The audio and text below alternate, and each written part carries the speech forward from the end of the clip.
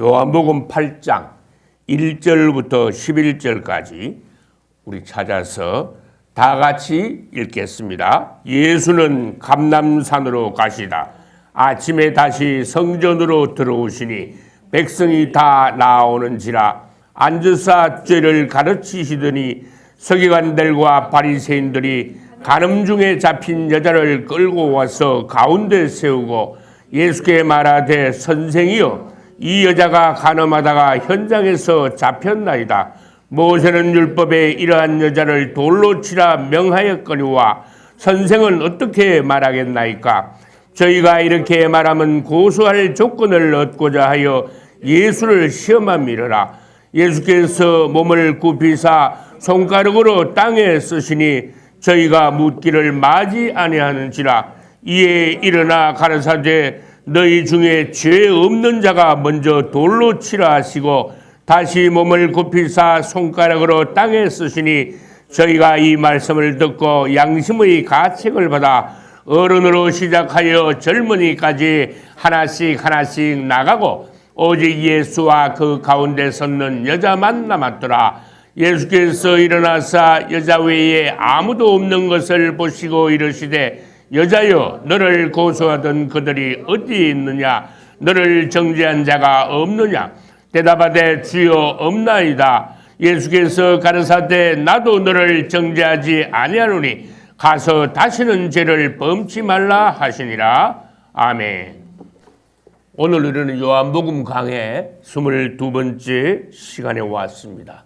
같이 우리는 요한복음 8장 1절로 11절을 읽었는데 여기는 특히 죄에 관하여서 가장 깊고도 또 다양한 방식으로 말씀하신 특이한 장입니다. 예수님께서 성전에 계실 때 서기관들과 바리새인들이 간음 중에 잡힌 한 여자를 끌고 와서 예수님을 시험하면서 곤경에 빠뜨리기 위하여 또 책 잡기 위하여 얼무로 엮기 위하여서 예수님께 또 좋지 못한 마음으로 질문을 했습니다. 선생이여 모세의 율법에는 이러한 여자를 돌로 쳐 죽이라 하였습니다. 선생님은 어떻게 말씀하시겠습니까? 그럼 어떻게 돼요? 죽이라 할 수도 있고 죽이지 말아 할 수도 있고 두 가지겠죠. 이 서기관들과 바리새인들은 벌써 좋지 못한 마음으로 예수님께 여자를 끌고 왔어요. 그 다음에 좋지 못한 마음으로 예수님께 질문을 했어요. 그리고는 예수님께서 이렇게 말해도 책을 잡고 저렇게 말해도 일을 걸려고 벌써 예수님을 불신하면서 뭔가 예수님을 고소할 조건을 찾는 데만 혈안이 되어 있습니다. 그리고 그들의 기대는 뭐예요? 죽여라 또는 죽이지 말아라. 둘 중에 하나를 이제 기대하는 거야. 죽이라 그러면 뭐예요? 뭐 별 수 없네. 자기가 뭐 구주라고 하더니 모세 율법에 죽이라는데 뭐 자기도 똑같이 그럼 뭐 모세가 한 거 그대로 하면 되지 뭐 하려고 자기가 구주라고 내가 또 다시 나타났어? 모세 율법대로만 하면 되지. 당신은 뭐예요? 그 죽이지 마라 그러면 율법을 어기네. 하나님의 말씀에 이러한 여자를 돌로 쳐 죽이라 했는데 왜 또 당신은 또 죽이지 마라 합니까? 하나님의 말씀을 정면으로 당신은 어기게 하네요. 그것도 아주 곤란한 거야. 그래서 야 이거 잘 됐다. 이 여자 끌고 가가지고 예수께 물으면은 꼼짝없이 이제 우리한테 걸렸다. 마침 잘 됐네. 악한 마음을 가지고 여인을 끌고 온 거예요. 우리 사람은 하나님 앞에서 모두 다 여자의 입장입니다. 성경에서는 이 우주에 한 남자가 계시는데 그분이 우리 주 예수, 우리의 신랑, 남편. 또 우리 모두는 예수 그리스도의 신부. 특히 슬기로운 다섯 처녀와 같이 되어야 돼요. 그리고 여기서 간음한 여자 나오면은 우리 자신을 생각해야 돼요. 하나님 앞에서 우리 인류를 생각해야 돼요. 여러분 제가 질문해 볼게요. 간음이 뭡니까? 간음. 요즘도요. 미투. 미투가 무슨 뜻이? 나도 그렇습니다. 그런 뜻이야. 나도 그렇습니다. 나도 그런 뜻이야. 근데 나도 어쨌다는 거야. 그 내용에 들어가 보면은 여자들이 남자들의 성희롱, 성추행, 성폭력에 대하여서 고발을 하는 거예요. 막 직장에서, 또 가정에서, 사회에서, 또 어떤 조직체 내에서 남자들의 성적인 죄를 갖다가 폭로하는 게 미투 운동이야. 미국에서 시작했어요. 전 세계에 지금 퍼지는데 우리나라도 굉장히 활발하게 미투 운동이 진행되면서 뭔가 이 사회가 좀 정화되어가는 그러한 모습을 보여서 좋게 생각이 돼. 그런데 미투 그러면 우리 또 이것을 영적으로 우리도 또 봐야 돼. 우리는 먼저 뭐를 봐야 되는가 하면은 간음이 뭡니까? 질문을 해야 돼요. 대답해 보세요. 간음이 뭐예요? 남녀간에 나쁜 짓 하면 간음이에요. 이렇게 대답하면 됩니까? 안 되는 거예요. 그러면 틀리는 거예요. 정확한 대답을 해야 돼요. 부부가 아닌 남자와 여자, 부부가 아닌 사람들 사이에 성적인 관계를 하면은요, 음행, 음란, 행음 이렇게 되는 거예요. 간음 이렇게 되는 거예요. 부부가 아닌 사람. 처녀총각이 아무리 사랑하여 서로가 연애를 해도 처녀총각이 암만 연애를 해도 부부가 아니잖아 아직. 그래서 성적인 관계를 가지면 돼. 간음한 거야. 큰 죄가 되는 거예요. 이 우주에서 남녀가 성적인 관계를 가질 수 있는 건 부부 사이밖에 안 돼. 부부 사이. 그건 하나님이 정하신 거야. 자, 우리는 그럼 여자 입장이라 그랬죠. 우리의 남편 주님이 계시는데 우리의 남편 외에 다른 남자를 사랑하게 되면 다른 남자의 마음을 두면 다른 남자와 관계를 하면 어떻게 됩니까? 간음하게 되는 거예요. 그래서 이 세상에 간음이 있다면 영적인 간음도 생각해야 돼요. 하나님을 멀리하고 하나님 외에 다른 어떤 것을 더 사랑하거나 추구할 때 우리는 영적인 간음을 하게 된다는 거예요. 알게 모르게 그러한 많은 죄를 지어왔습니다. 우리는. 그것을 회개해야 됩니다.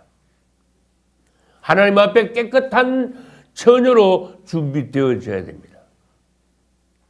나이가 많든 아주머니든 젊은 처녀든 상관이 없어요. 주님 앞에서 주님만 살아갈 때 깨끗한 신부가 되는 거야. 처녀든 아주머니든 할머니든 주님을 사랑하지 않고 세상에 있는 어떤 다른 것들만 살아갈 때 그는 하나님 앞에서 영적인 간음을 하는 사람이 되는 거예요. 남녀 간에는 참 조심해야지. 조심하지 않으니까 좀 미투 운동이 일어나잖아. 굉장히 조심해야 돼요. 목사가 될 때 선배 목사님들한테 벌써 배워. 첫째, 여자 조심해라. 이 주의 종의 사역을 하다 보면 마귀가 여자들을 통해서 종들을 쓰러뜨리려 하는 그런 경우가 대단히 많다. 여자들을 조심해라. 두 번째, 돈 좋아하지 마라. 선배 목사들이 가르침이야. 세 번째, 감투 쓰는 거 좋아하지 마라. 이거 세 가지만 잘 지키면 주의 종으로서 큰 실패는 하지 않는다. 자, 돈 좋아하지 마라. 난 주머니 돈이 없다고 벌써 옛날부터 그랬죠. 나 주머니 돈이 안 나가잖아요. 나 돈 안 좋아해요. 난 그 돈 관리하는 것도 나 안 좋아해요. 그러나 여러분들이 하나님 앞에 드리는 예물들을 나는 꼼꼼하게 기록하여 하나님께 보고를 합니다. 그거는 나는 확실히 잘해. 여자 조심하라 그랬죠. 그 대단히 단순합니다. 간단합니다. 어디를 가든 사모님하고 같이 다니면 일 없어. 할렐루야.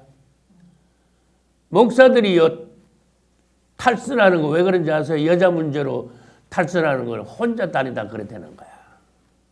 100% 내 말이 맞아요. 나 그런 거 막 봤어.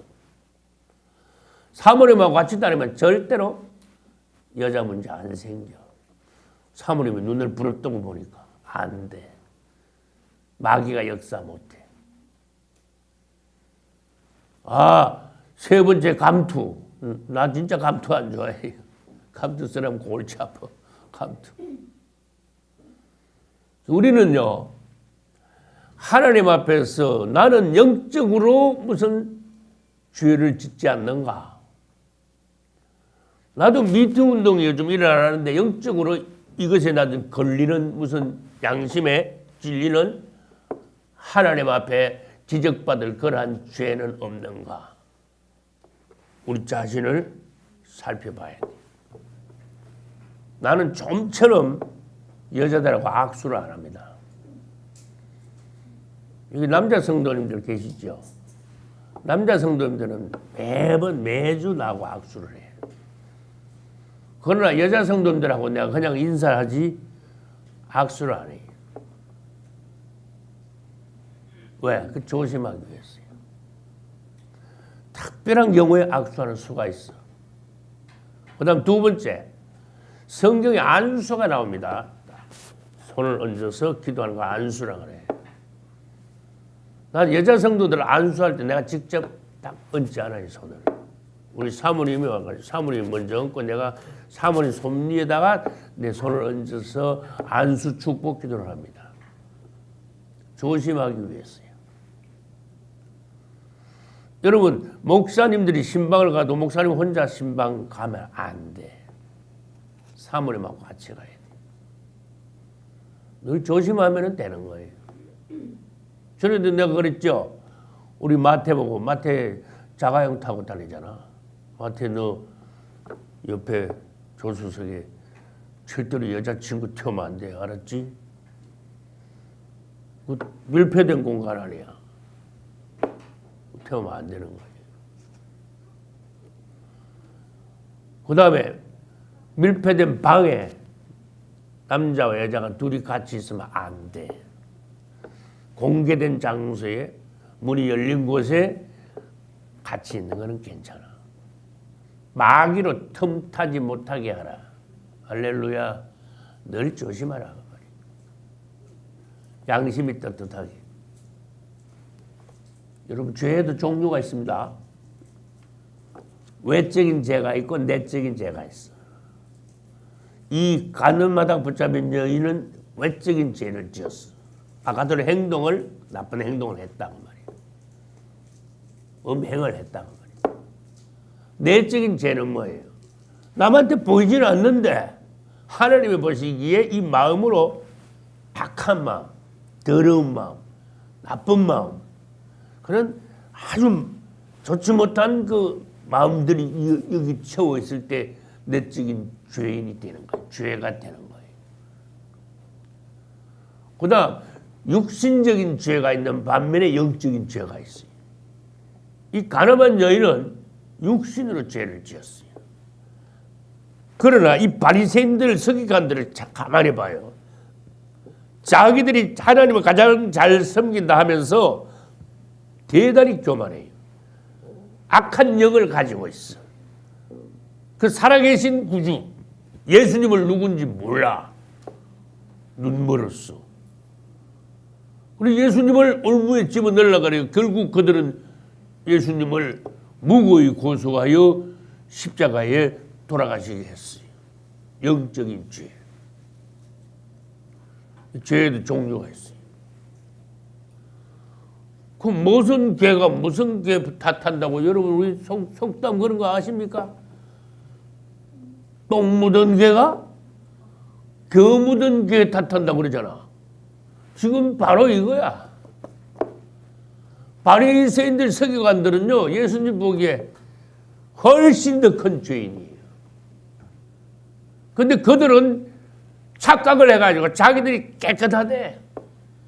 하나님을 가장 잘 섬긴데 이 여자는 죽을 죄를 졌대. 지금 아주 큰 죄를 지었대. 마땅히 죽어야 된대.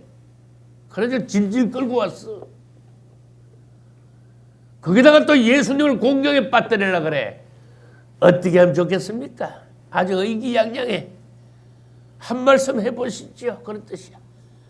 죽일까요 말까요?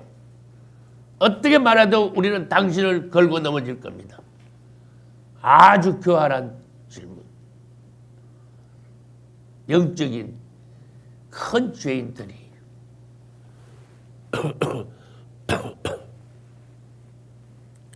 내가 주의 종 하면서 질문을 왜 안 받아 맞겠습니까?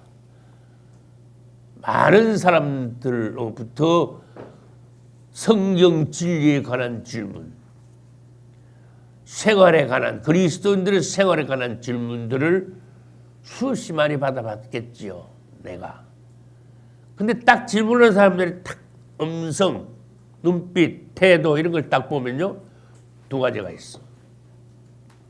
나를 시험해 보려는 질문이 있고, 정말로 몰라서 진리를 알고자 하는 간절한 마음, 순수한 마음, 깨끗한 마음으로 질문을 하는 수가 있어요. 그게 착한 거야. 할렐루야. 질문도 악한 질문이 있는 거요 봤잖아. 바리새인들의 질문. 여러분 질문을 해도 진실한 질문을 하셔야 돼요. 착한 질문을 하셔야 돼요. 남을 떠보려는 질문하면 죄가 됩니다. 7, 8을 잠깐 보겠습니다. 오늘 우리는 요한복음 강해 22번에서 8장을 읽었죠. 간음 중에 잡힌 여인을 바리새인들이 끌고 왔어. 그들은 모세의 율법을 덜먹거리면서 이 사람은 어떻게 할까요? 그랬어. 질문했어요, 예수님. 그리고 예수님의 대답이 나옵니다. 그 대답을 통하여서 앞에 있는 모든 사람들의 양심을 찌르고 죄를 깨닫게 하신 예수님이, 주님을 찬양합니다. 이 바리새인들은요, 모세의 율법에는 똑같았어. 잘 알아죠. 잘 알면 뭐해? 행동이 안 되는데. 완전히 굳어버린 종교인들이야. 율법 가지고 따질 수는 있는데 율법 가지고 어긴 사람들을 정죄하기는 하는데 용서하거나 사랑하거나 살리거나 구원시키지는 못해요.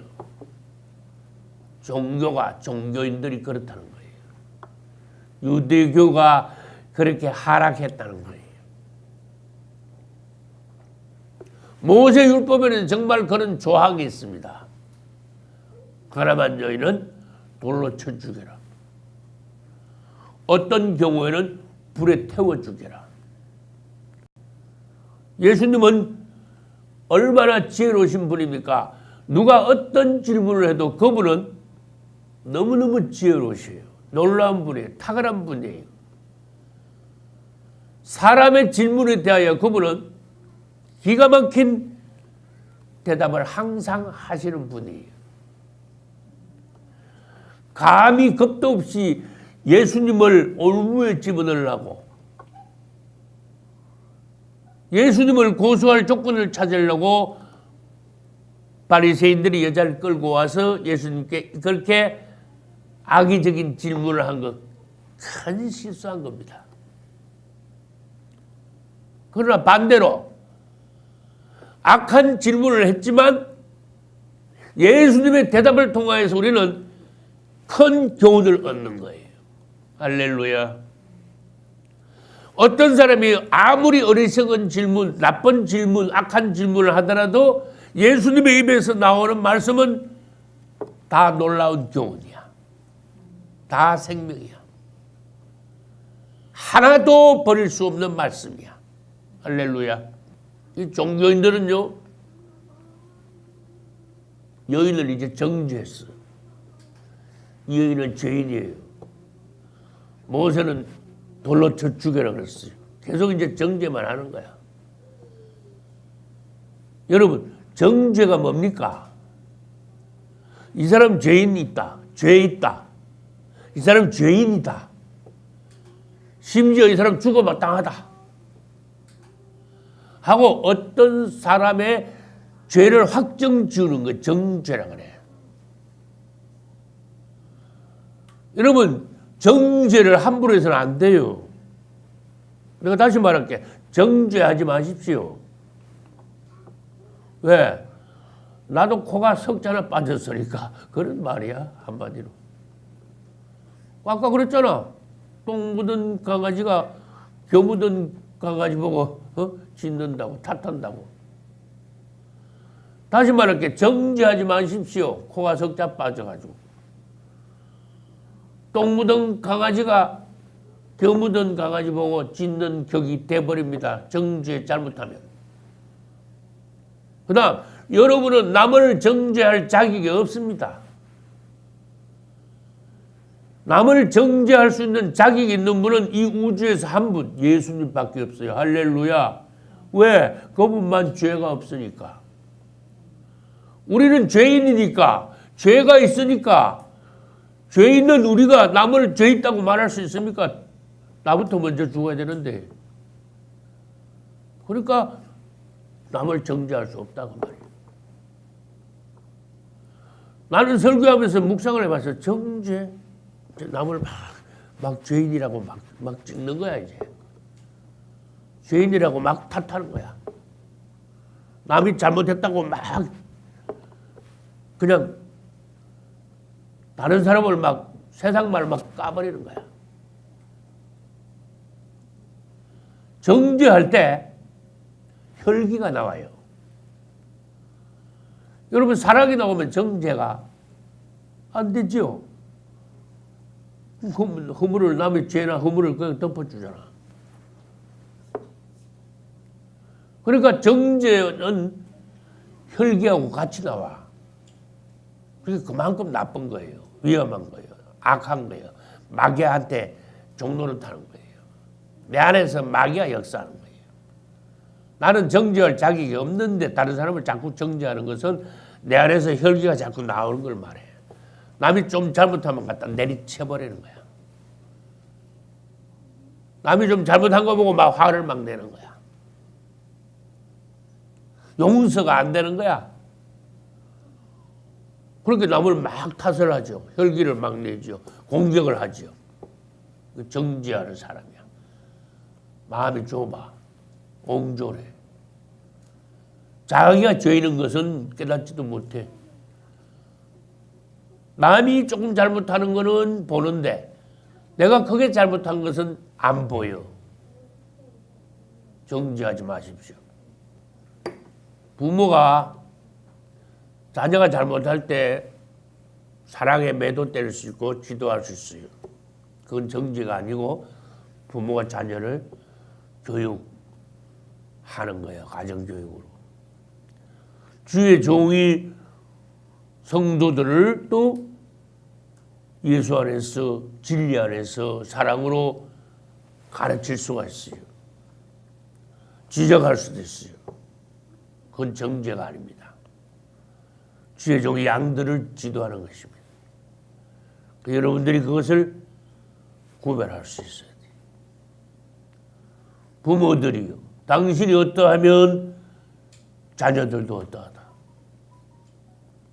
부모들이 온전히 구원받으면 자녀들도 온전히 구원받게 되어 있다. 부모들이 완전히 거듭나지 못하고 세상적이면은 자녀들도 부모 따라 그렇게 된다. 지금부터 한 10년 전에, 그러니까 우리 마태가 지금 20살이니까 한 10살 됐겠지. 그럼 우리 안나 있을 때요. 안나는 한 8살. 안나하고 마태하고요. 19개월밖에 차이 안 나. 그러니까 마태가 태어나서 9개월 됐을 때 우리 안나를 가진 거야. 그래서 19개월 차이 나. 19개월 차이 나니까 뭐 어떨 때는 보면 비슷비슷해가지고 또 안나 여기 또 오빠한테 안 지네. 말도 안 지고 막 힘으로도 안 지려고 하니까 막 투당투당 막 싸우고 막 그래 보면은. 그래 한 번은 그 당시 이제 다마스 우리 타고 다녔잖아. 내가 다마스를 20년 탔지 않았습니까? 다마스를 이제 타고 이제 금산에서 대전을 가는데 고속도로 딱 올라가 가지고 가면 그 인삼랜드 있죠? 추부 좀 들어가서 인삼랜드가 나오잖아. 인삼랜드 앞에를 이제 이렇게 지나가는데 뒤에서 마태하고 안나하고 둘이 무슨 말을 하든지 무슨 짓을 했는지 막 둘이 막 투닥투닥 나오면서 퉁탕거리면서 막 서로가 막 주먹으로 막 싸우기 시작하는데 막 후다닥하면서 막 싸워. 내가 운전하면서 막 정신이 내가 하나도 없는 거야. 그때 내가 차를 서가 얘들아 싸우면 안 된다 하고 내가 기도를 했어야 되는데 내가 갑자기 혈기가 나왔어. 하나님 앞에 죄를 졌어. 내가 그 휴게소, 인삼랜드 상행이죠. 상행 인삼랜드 휴게소를 들어가지 않고 휴게소 옆으로 지나가는데 거기서 갓길에다 내가 차를 세워놓고 너들 이리 와. 이래가지고 머리 갖다 대가지고 요걸로 갖다가 꿀밥을 내가 준 거야. 둘을. 근데 내가 그때 중심을 내가 알아. 내가 이 꿀밥을 딱 줄 때 사랑으로 꿀밥이 나간 게 아니고 혈기로 꿀밥이 나갔어. 지르고 난 뒤에 내가 하나님 앞에 회개가 되더라고요. 참 내가 부모로서 자식들을 사랑으로 훈계하지 못하고 똑같은 행동이라도 이렇게 꿀밥을 줘도 혈기로 꿀밥을 주는 수가 있고 사랑으로 꿀밥을 주는 수가 있는데 나는 혈기로 애들을 꿀밥을 준 거야. 많이 아팠을 거야. 근데 안나를 떠나버리고 난 뒤에 참 희한하지요. 내가 그 앞을 고속도로에서 수백 번을 지났는데 한 번도 예외 없이 그 앞을 지나면요 가슴이 제일 못이 박혔거든요. 그 자리를 내가 아니까 혈기로 애들 꿀밤 준 걸 내가 아니까 지나갈 때마다 막 찌한 거야. 막 가슴이 아무도 몰라. 내 마음 막 눈물이 나오고 탄식이 되고 후회가 되고 내가 왜 그랬을까? 왜 따뜻하게 왜 못했을까? 차를 세우고 너희들 손잡아봐. 머리 일로 가져와. 내가 손 얹어서 축복 기도를 하지 못하고 왜 혈기로 애들을 꿀밤을 줬을까? 안나야, 아빠를 용서해다오. 아빠가 그만큼 부족했답니다. 지나갈 때마다 나는 안나한테 안나야, 아빠를 용서해다오. 너나 버리고 나니 그게 훨씬 이렇게 지나갈 때마다 이렇게 내가 마음이 아프다. 후회가 된다. 왜 나는 더 훌륭한 따뜻한 사랑의 부모가 되지 못했을까? 미안하다. 여러분 훈계를 해도 사랑으로 영 안에서 훈계를 해야 돼. 할렐루야. 요한복음 8장에서 이 죄에 대하여서 많은 교훈을 하고 계세요. 우리는 8장 11절까지 읽었지 끝까지 다 읽지는 않았지만 8장 안에서 교훈하는 것을 10가지를 한번 이렇게 정리를 해보았습니다. 첫째, 그 가늠한 여인을 우리들이 모델로 하여 볼 때 나도 우리 모두가 저 여인과 같은 하나님 앞에서의 죄인이구나 하는 것을 깨닫게 하세요. 그래서 첫째가 뭐라고요? 모든 사람은 하나님 앞에 죄인이다. 우린 다 죄인이에요. 생각으로, 말로, 행동으로 날마다 죄를 지며 살아갑니다. 내가 존경하는 어떤 주의 종은 그분의 글에서 나는 내가 만나는 모든 사람에게 죄를 지었다. 이렇게 말했어. 가슴에 탁 와서 닿더라고 그 말이. 우리는 하나님 앞에서 날마다 나도 알게 모르게 죄를 짓습니다. 어떻게? 생각으로, 말로, 행동으로 죄를 지어요. 허물을 남겨요. 그래서 거기 첫 번째 교훈이. 두 번째, 아까도 말씀드렸지만은 우리가 하나님 앞에서 죄를 짓는 것은 영적인 간음을 하는 것이다. 아주 큰 죄예요.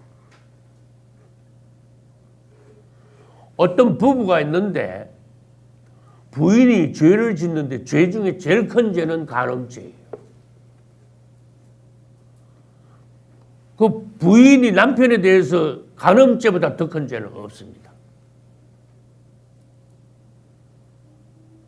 우리가 하나님 앞에서 영적인 간음의 죄를 질 때 그것이 얼마나 큰 죄라는 것을 가르쳐 주시는 거예요. 세 번째, 우리가 죄를 지을 때 이 모든 죄는 사단으로부터 사단의 지시를 받고 사단이 역사하여 죄를 지었다는 것을 알아야 돼요. 아, 내가 뭔가 죄를 지었다. 이거 마귀가 역사했구나. 사단하고 때문에 죄하고 결부를 시킬 수 있어야 돼요. 네 번째, 우리가 무슨 죄를 지었을 때 어떤 죄든 간에 죄를 지었다는 것은 그 순간 사단의 노예가 되었다는 거예요. 마귀가 시킨 대로 했기 때문에 그것이 죄가 되었다는 거예요. 그게 네 번째 사실입니다. 다시 말해 뭐라고요? 우리가 죄를 지었다는 것은 그 순간 마귀의 종로로 됐다는 거예요. 마귀가 시킨 대로 했다는 거예요. 주님이 시킨 대로 했다면은 그거와 반대의 행동을 했을 거야. 죄를 짓지 않았을 거야. 다섯 번째, 죄의 삭은 뭐다? 사망이다. 성경이 가르쳐 주십니다. 우리가 죄인으로 계속해서 살아갈 때 결국 죄인으로서 끝까지 산다면은 우리의 결과는 사망이다, 멸망이다, 지옥이다 하는 것을 가르쳐 주셔요. 구원받는 길을 찾아야 돼. 여섯 번째, 아까 종교인들이 한 거 봤죠? 종교인들은 율법을 내세워서 사람의 죄를 덜쳐내어 정죄만 할 수 있어. 죄를 지은 것을 공격만 할 수 있어. 그 대신에 구원은 못 시켜. 이게 문제예요. 종교는 사람을 구원을 시킬 수 없습니다. 오직 예수님만이 우리를 구원시킬 수 있는 분입니다. 요한복음에서 쭉 보아왔어요. 할렐루야. 그다음 일곱 번째, 이 바리새인들은 여인을 데려와서 정죄를 했잖아. 돌로 쳐 죽여야 된다고. 현장에서 잡힌 죄인이라고. 그렇지만은 성경이 우리들에게 가르쳐 주시는 것은 뭡니까? 너희들은 어떤 사람이 아무리 큰 죄 짓는 것을 보았다 해도 너희들 입으로 그 사람을 정죄할 자격이 없어. 입 다물고 있어. 그게 성경의 가르침이에요. 왜? 아까 말했잖아. 네 코가 석자야. 그런 뜻이. 너는 똥 묻은 강아지야. 그런 뜻이. 그러니까 우리는 아무리 어떤 사람의 무엇을 봐도 정죄할 자격이 없다. 정죄할 자격이 있는 분은 예수님밖에 없다. 할렐루야. 그것이 46절에 있어요. 그 다음 여덟 번째, 정죄할 수 있는 분이 예수님일 뿐만 아니라 그분은 용서하실 수 있는 유일한 분이에요. 우리도 남의 죄를 용서할 수 있지. 그러나 지옥 갈 죄를, 지옥 가야 할 사람을 지옥 가지 않게 용서할 수 있는 그러한 자격과 능력이 있는 분, 권위가 권세가 있는 분은 예수님이 유일한 분이에요. 할렐루야. 예수님은 우리의 죄를 용서도 하실 수 있고 구원도 하실 수 있어요. 이 가늠한 여인에게 그렇게 하셨어요. 나도 너를 정죄하지 아니하노라. 정죄하지 않는단 말은 뭐예요? 너는 멸망받지 않을 것이다. 그 속에 여러분들이 벌써 의미를 알아야 돼요. 내가 너의 죄를 위하여 십자가를 질 것이다.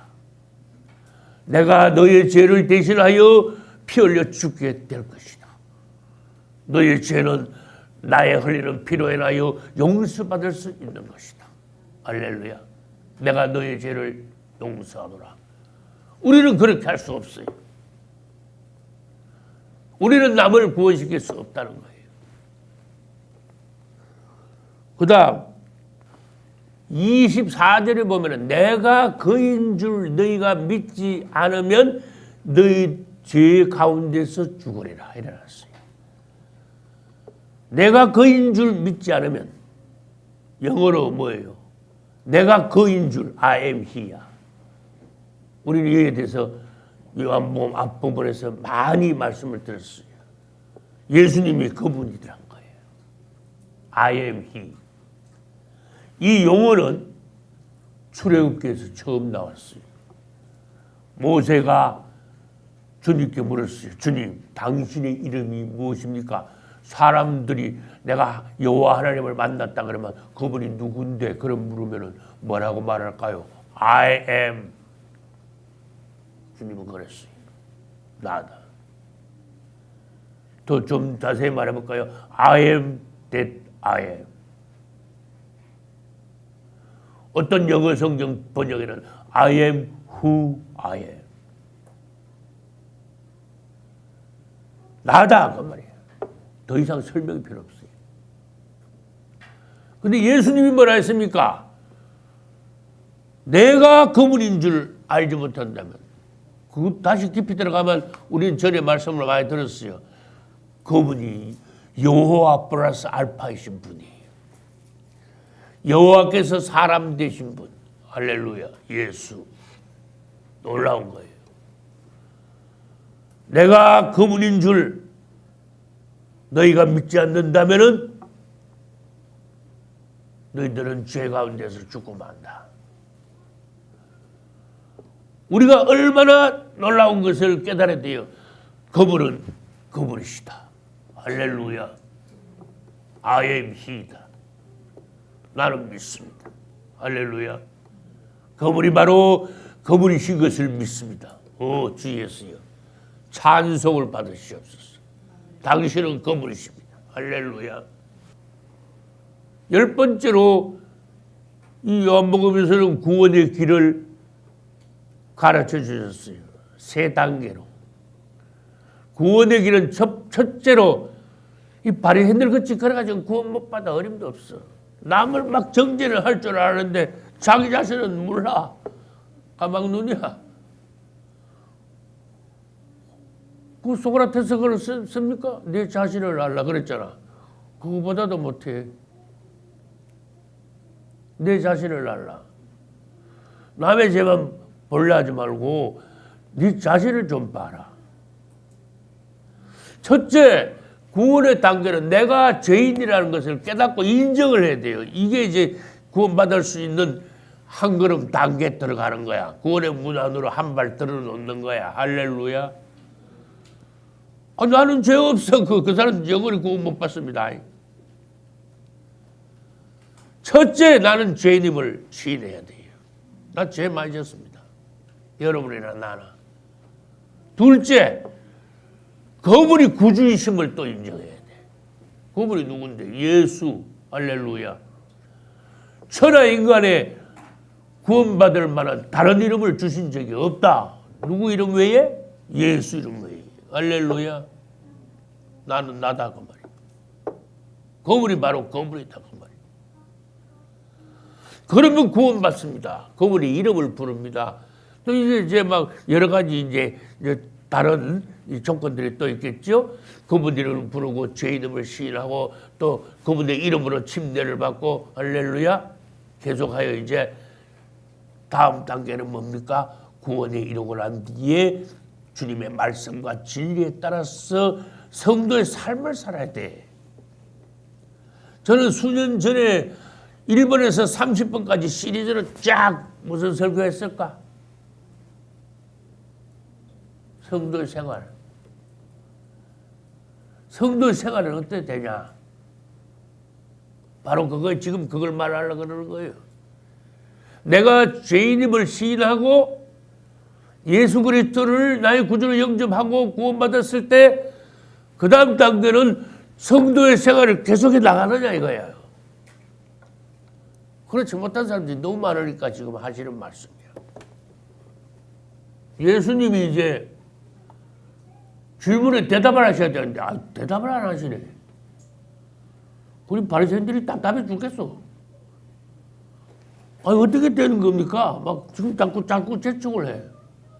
또 예수님은 갑자기 이렇게 허리를 굽혀가지고 땅바닥에 이렇게 앉으셔가지고 땅바닥에다 이렇게 쓰시는 거야.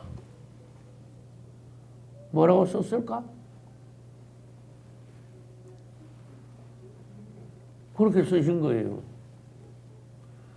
계속 쓰기만 하고 대답을 안 하시네. 대답 좀 하시라고 자꾸 재촉을 하는 거야. 당신이 백제 할 말 없으니까 지금 그렇게 하고 있죠? 자꾸 그런 식이야, 지금. 말씀을 해보시라고. 빨리 이제 걸고 넘어지겠다 이거야. 그렇지만 사실 예수님 바로 대답하지 않은 것은 그들에게 여유를 주신 거야. 너 빨리 깨닫고 내가 말하기 전에 가거라 그런 뜻이야 지금. 또 무슨 말을 하다가 조용하면요, 말을 안 하면 분위기를요 집중시킬 수 있어. 이건 대화의 기법이에요. 어떤 사람이 웅변을 계속하다가 어떤 사람이 설교를 계속하다가 갑자기 조용했어. 어떤 말을 안 해. 딱 돌아보면서 한 5초나 10초 동안 말을 안 하면요, 뒤에서 웅성우등 하던 사람들도 갑자기 말을 안 하니까 목사님이 말하다가 앞에서 말하던 사람이 말을 갑자기 안 하니까 다 앞에 다 쳐다봐. 딱 집중이 되는 거야. 이 대화의 기술이란 겁니다. 질문하는 것도 설교의 기술이야. 질문을 자꾸 해야 돼. 난 설교 때마다 거의 한두 번씩 질문을 해요. 환기시키기 위하여 저희를. 질문시켜가지고 집사님 뭐라고 말할 수 있어요. 날 지적하면 내가 깜짝 놀랄 거 아니야. 아이고 뭐라고 대답할까. 정신이 번쩍 돌아올 거잖아. 그리고 그게 설교의 노하우라니까, 기법이라니까. 예수님은요 질문을 딱 받았을 때 바로 대답을 안 했어. 예수님의 지혜야. 여러분들은 누가 질문을 하면 그 질문의 진위를 빨리 파악을 해야 돼. 저 질문이 지금 정말 알고 싶어서 하는 질문이냐, 아니면 이 악한 바리새인들처럼 걸고 넘어지려고 예수님을 시험하려고 하는 질문이냐. 그것도 파악 못하면은 대답할 자격도 없는 거예요. 내가 뭐라 그랬어요 지금? 어떤 사람이 나한테 질문을 할 때 그 사람의 진위, 의도를 파악해야 돼. 정말 몰라서 묻는 건지, 나를 떠보려는 건지, 나를 시험하는 건지, 뭔가 내 약점을 캐내려는 건지, 내가 무슨 말을 하면 그거 가지고 퍼뜨려가지고 나에 대한 악담을 하려고 그러는지. 진리를 딱 파고 난 뒤에 정말로 진실한 마음으로, 뭘 알고자 한 마음으로 질문을 했을 때는 성실하게 대답을 해주는 게 맞아요. 그렇지만은 이 바리새인들 같이 질문했을 때는 첫째, 대답을 안 하는 거야.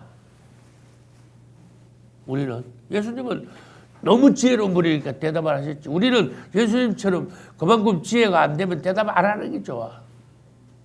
그래서 넘어가는 거야. 두 번째, 나쁜 질문을 받았을 때 여러분 지혜를 하나 가르쳐 줄게. 반대로 도로 질문을 해버려. 무슨 말인지 아시겠어요? 도로 질문을 하는 거야. 대답을 하지 말고 내가 바로 그 사람한테 다시 질문을 해버린 거예요. 당신은 어떻게 생각하냐? 당신은 뭐냐? 바로 반대로 질문을 해버려. 세 번째, 대답을 하긴 하되 천천히 예수님처럼 이렇게 천천히 한참 뜸을 들였다가 대답을 하는 거야. 여러분 성질 급한 사람들은요, 누가 질문하면 아무 생각도 없이 그 대답을 턱턱 해버려. 생각 없이. 마귀한테 약점 잡힙니다. 조심하세요. 대답을 바로바로 하지 마세요. 나 우리 자녀들한테도 그렇게 가르쳐.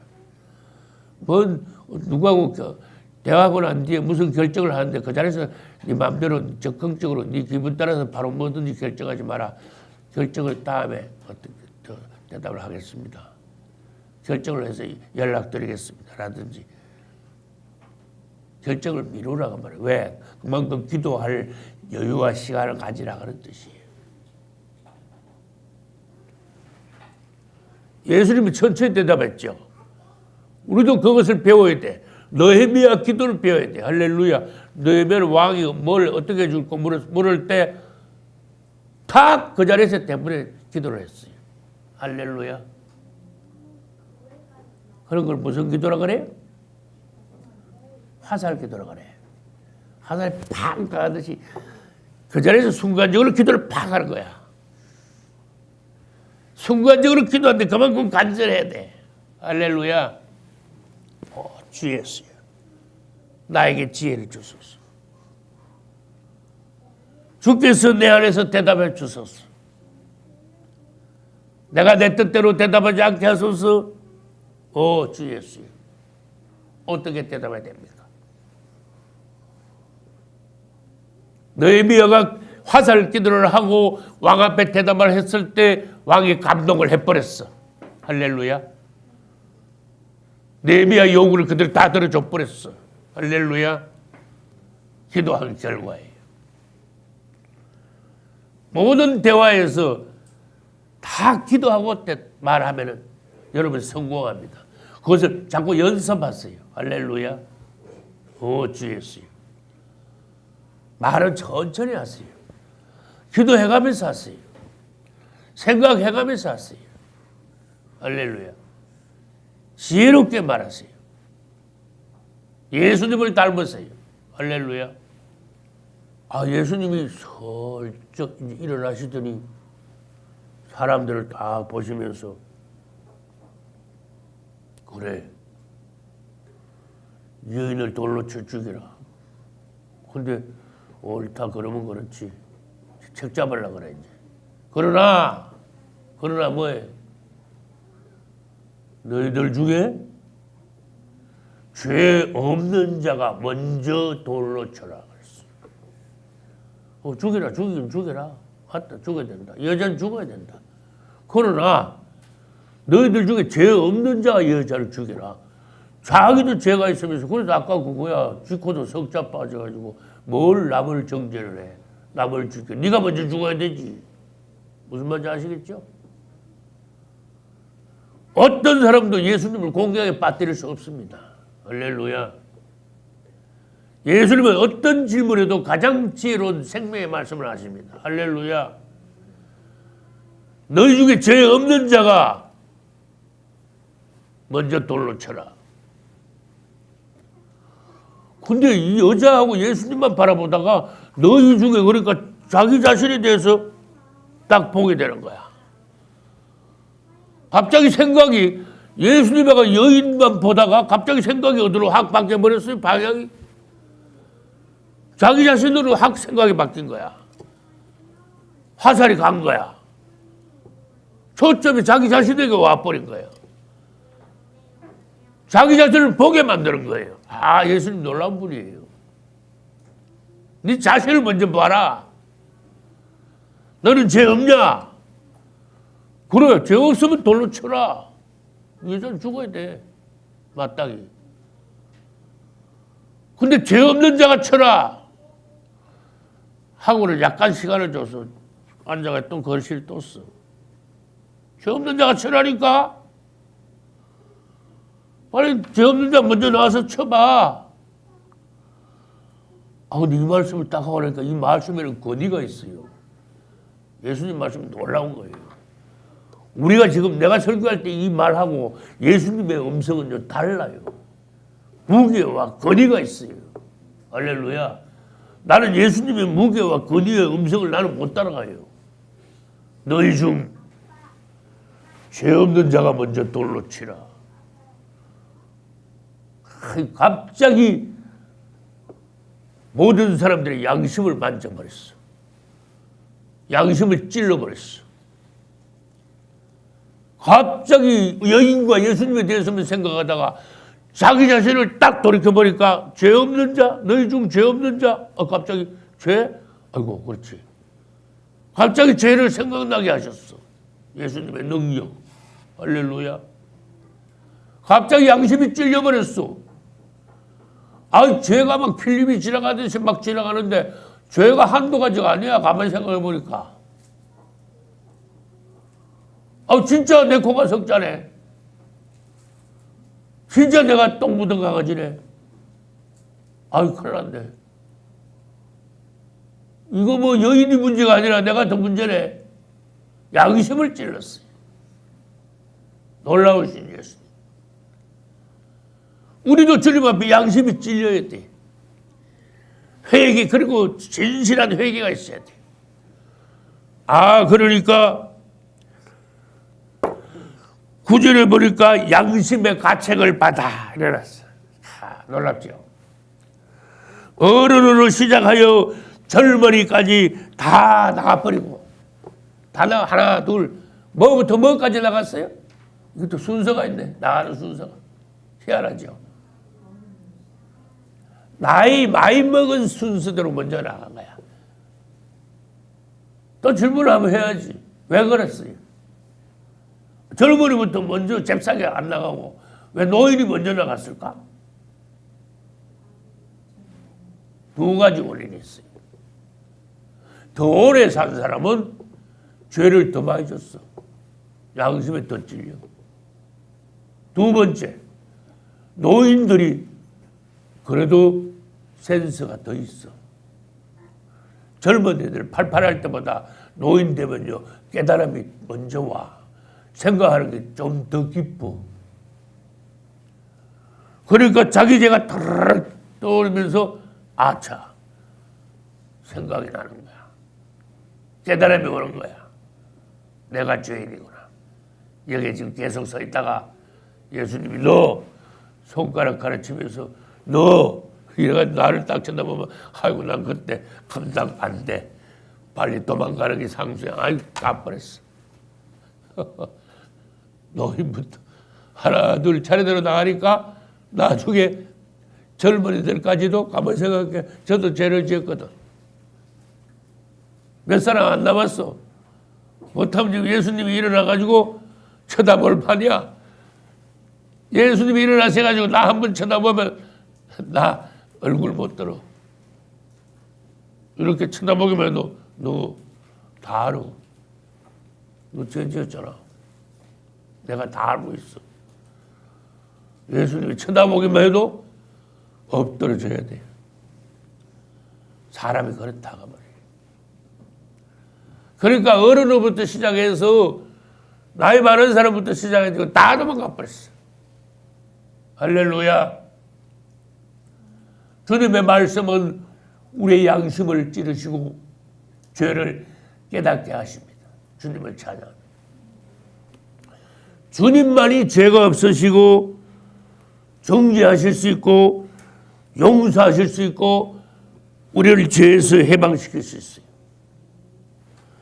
요한복음 우리는 배웠죠. 1장 29절에서 보라 세상 죄를 지고 하는 하나님의 어린 양이로다. 이분이 우리의 죄를 지고 가시는 분이야. 우리가 죽어야 되는데 이분이 대신 십자가에서 피 흘려 죽으신 분이야.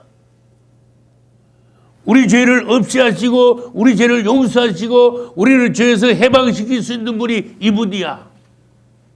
이분을 믿어야 돼. 이분이 그분이신 줄 우리가 알고 믿고 인정해야 돼. 할렐루야. 나는 그분을 압니다. 믿습니다. 인정합니다. 여러분 모두 다 그분을 믿고 알고 인정함으로써 구원에 이르고 새 예루살렘까지 이룰 수 있으시기를 예수 이름으로 축복합니다.